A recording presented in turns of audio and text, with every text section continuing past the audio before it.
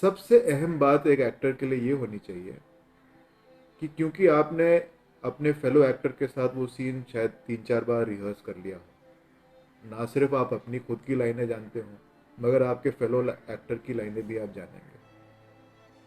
और क्योंकि आप फेलो एक्टर की लाइनें भी जानते हैं, तो जब एक्चुअली सीन शूट होता है तो उस टाइम पे एक्टर एक दूसरे को सुनना बंद कर देते हैं। वो सिर्फ अपनी लाइनों पे ध्यान देते हैं और फिर जैसे कहते हैं क्यू के लिए रुकते हैं। क्यू, उस लाइन पे तक वो मेरा क्यू है, तो मैं अपने क्यू के लिए रुका रहूंगा और फिर अपनी लाइन बोलूंगा। उससे जो स्पॉन्टेनियस रिएक्शन आना चाहिए, एक एक्टर का एक स्पॉन्टेनियस रिएक्शन आना चाहिए, क्योंकि हो सकता है कि आपके फेलो एक्टर ने रिहर्सल के दौरान उनकी लाइनें किसी तरीके से बोली हो मगर एक्चुअल टेक में वो आपका जो फेलो एक्टर है वो लाइनों को अलग तरीके से बोले। अब जब वो अलग तरीके से बोलेगा और आपने उस अलग तरीके को सुना नहीं, तो आपका रिएक्शन ऑलरेडी एक प्री डिटर्मिन्ड और एक प्री कंसीव्ड या प्री, जैसे कहते हैं, बना बनाया रिएक्शन निकलेगा। वो स्पॉन्टेनियस रिएक्शन नहीं निकलेगा।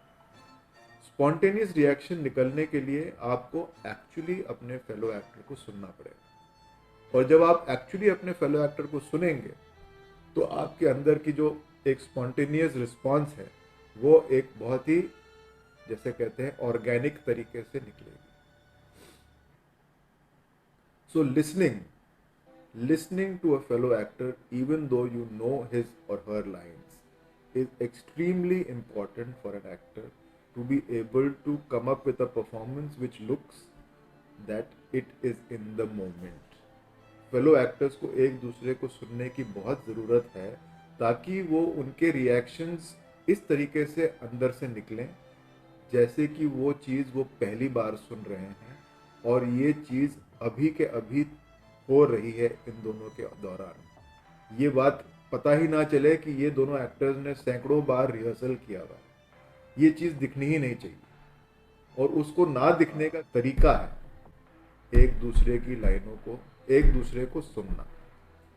The actor must consciously listen to his co-actor to be able to generate an organic and natural response to each other's lines. Once you stop listening and you approach it from a point of view of just I'm waiting for my cue, then your reactions are going to be sporadic and not spontaneous. The actor should be able to achieve a spontaneity in his performance, and that spontaneity will only come by the simple habit of actually listening.